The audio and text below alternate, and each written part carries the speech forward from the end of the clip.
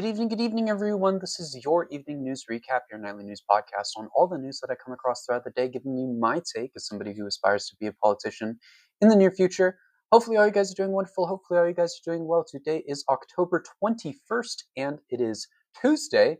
Keep forgetting that it's Tuesday. I don't know why. Outside of that, hopefully, all you guys are doing wonderful. It's definitely been a very interesting day in the news world. And if you're new here, please consider subscribing. All the support is greatly appreciated as we are trying to hit 500 subscribers before the end of the year. All the support is greatly appreciated. So if you're new here, please consider subscribing. And if you're on Substack, please also consider subscribing as well. All funds go to me. They help me pay for the things that I need to pay for in life, like food, like clothing, like all of that. Yeah, please subscribe. All the support is greatly appreciated. Quick little life update before we get into the news today. I am currently in the process of getting a seat on my school student council and getting a role in my school student government because they have a few open positions and they requested me to take part in that. So we'll see how that goes. I will keep you guys updated on that.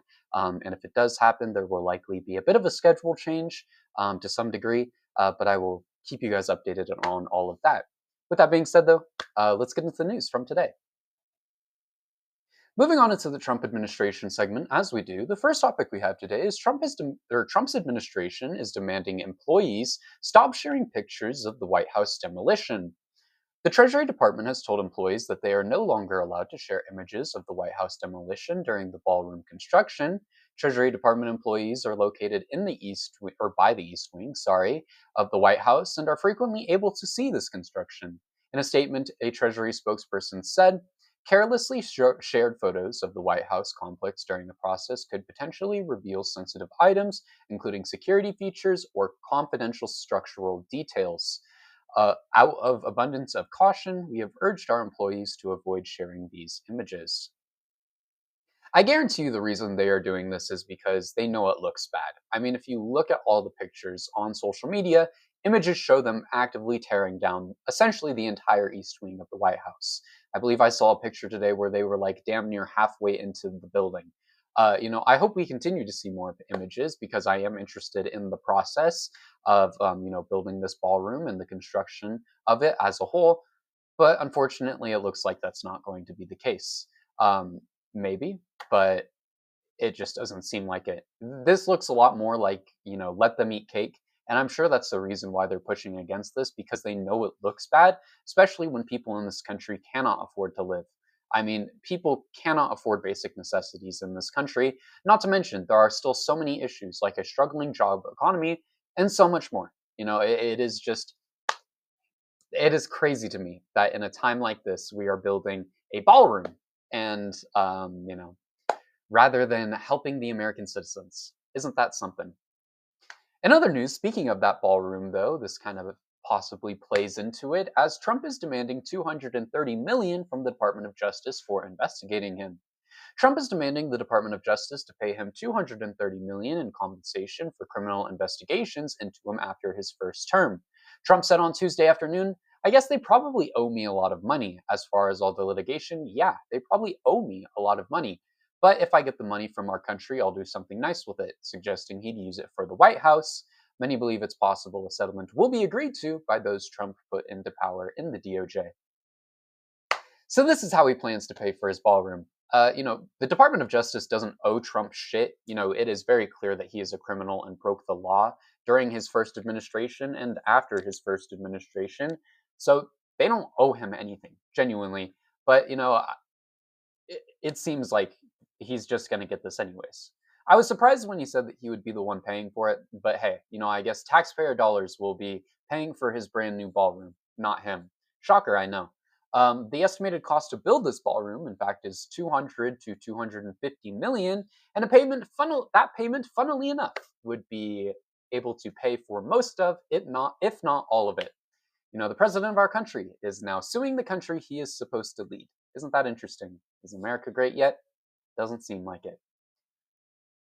Anyways, moving on into our ICE segment, individuals applying for ICE cannot pass basic fitness tests.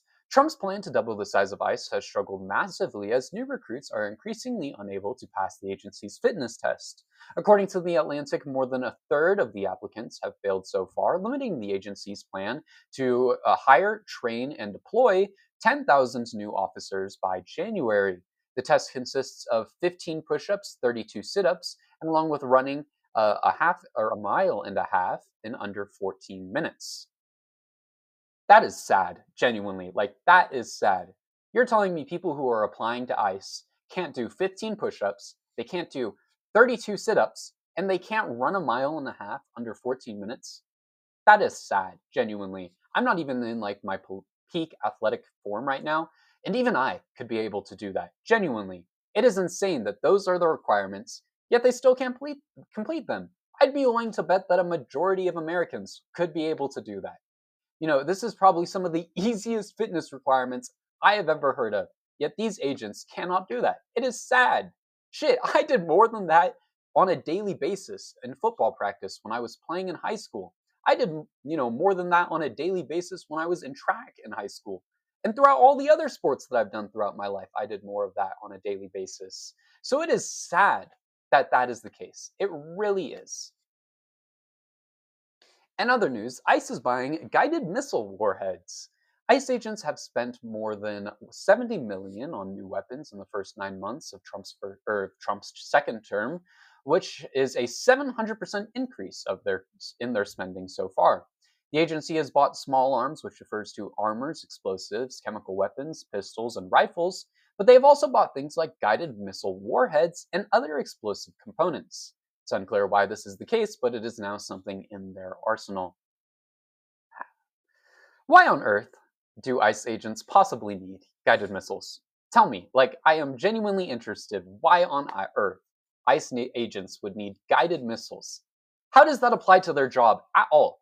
What in their job requires something like that? There is no reason why I should have military grade weapons, for one, in the first place, but I think anyone should be able to agree that guided missiles are fucking excessive for an agency who is supposed to control or, reduce the amount of immigrants who are in this country. This is what your taxpayer dollars go to under this administration, by the way. Guided missiles for ICE agents, which they are probably never going to use. At least I hope they don't have to use them. Because that would be insane if they're using guided missiles to strike immigrant communities down. Do you realize how insane that sounds? I hope you do.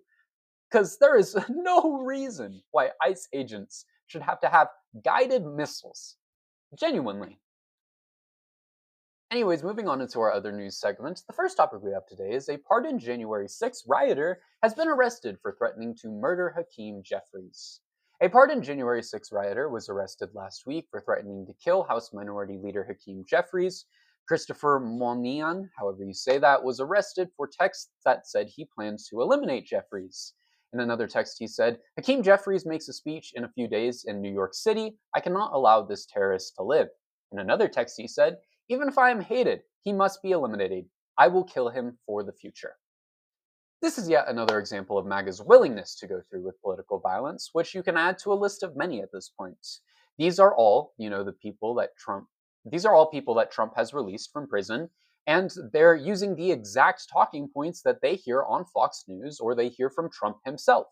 These people are calling the Democrats terrorists, and not only are their supporters dumb enough to believe it, but they're willing to kill an individual because of what their leader Donald Trump says, which is a massive problem, especially when so many of them own weapons. Genuinely. Time and time again, Republicans claim that Democrats are the sources of political violence, yet that is not the case, even shown by statistics. According to Just Security, between 2020 and 2022, there were 8 plots or political attacks on the left, per year. As for the right, that number was significantly higher, as 20 plots or political attacks happened per year in 2020 and 2022. Those are people on the right. People on the left committed 8. Those are the stats. Republicans have to lie, and they have to inflate these numbers, and they have to get across false talking points just to make themselves seem not as bad. When the actual truth is when it comes down to it, is they are the ones committing political violence en masse. It is talking points for the Republican Party that led to these attacks, and it is the supporters of that said party who are frequently acting on those talking points. In other news, holy voice crack. In other news, Amazon wants to replace 600,000 human jobs with robots. Amazon is looking into firing more than 600,000 human employees and replacing them with robots by 2033. The company's robotics team is working hard towards automating 75% of the company's entire operations and expects to drop 160,000 human jobs in the United States by 2027. This would reportedly save 30 cents on every item for the consumer and would save the company a total of 12.6 billion in the next 2 years. Fuck that, genuinely. I do not care if it spares me $100. I would rather have a human work that job than a damn robot any other day of the week. Genuinely. What Amazon really should be doing is giving their employees better conditions and actually letting them unionize throughout the country. Genuinely, they should. I mean, Amazon workers should not have to pee in a bottle because they are not allowed bathroom breaks. It is insane that they aren't allowed bathroom breaks. It really is. Genuinely. You guys know me. I am very anti-robot. I am against the idea of having robots do a job that a human can do because any job that can be done by a human should be done by a human. I am a strong believer of that, and I will preach that till the end of the time because fuck robots. Genuinely. People should be doing jobs, especially now where jobs are impossible to find.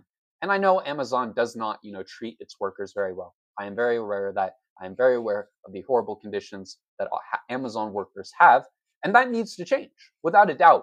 But I would rather spend so much more money than save 30 cents because a robot is doing that job over a human. Genuinely, I rather would. Anyways, moving on into our final topic for tonight, Arizona's Attorney General is suing Mike Johnson. Arizona's Attorney General and Representative Adelita Grijalva have officially sued the U.S. House over Mike Johnson's refusal to swear in Grijalva. Grijalva won the election on September 23rd and is still yet to be confirmed by Mike Johnson, likely due to her being the last signature needed to release the Epstein files. This will likely be one of the most important cases within the coming weeks, and could even get worse as we have a few other special elections coming up in the near future. This is great. There is no reason why she shouldn't be in office working right now. It is a blatant refusal by Mike Johnson to do what he should be doing as the Speaker of the House. It is literally her job to it is literally his job to swear her in, and because he refuses to do his job, she is unable to do hers. She is unable to serve her constituents. She is unable to represent those constituents when it comes to a vote. And that is a massive problem. It really is. All because they don't want the Epstein files released. They are refusing to allow these representatives to do their job, which is a massive problem. It really is. Release the Epstein files. What the hell are we doing here? Genuinely. With that being said, though, thank you everyone for watching today's episode. I hope you all enjoyed. It has definitely been a very interesting day in the news world, that's for sure. If you're new here, please consider subscribing. All the support would be greatly appreciated as we are trying to hit 500 subscribers before the end of the year. We've slowed down a little bit, but I still believe we can do it. So let's do it. If you're new here, please consider subscribing. And if you're on Substack as well, please also consider subscribing. All funds go to me. They help me pay for the things that I need to pay for in college, like my groceries, like clothing, like all of that. But if not, you can always subscribe for free. I truly do appreciate all forms of support on this content. We're out here building a political career and a political platform. So if you're interested in, supporting the idea of a country that actually cares about its citizens, that works for its citizens, that provides citizens necessities like healthcare. We are the only first country in the world that doesn't have free healthcare, and that is a massive problem. All those kinds of things are goals that I have for my future, when I make it into politics. So if you support that idea, drop a subscribe and help me build this platform. With that being said, thank you everyone for watching today's video, and I will see you all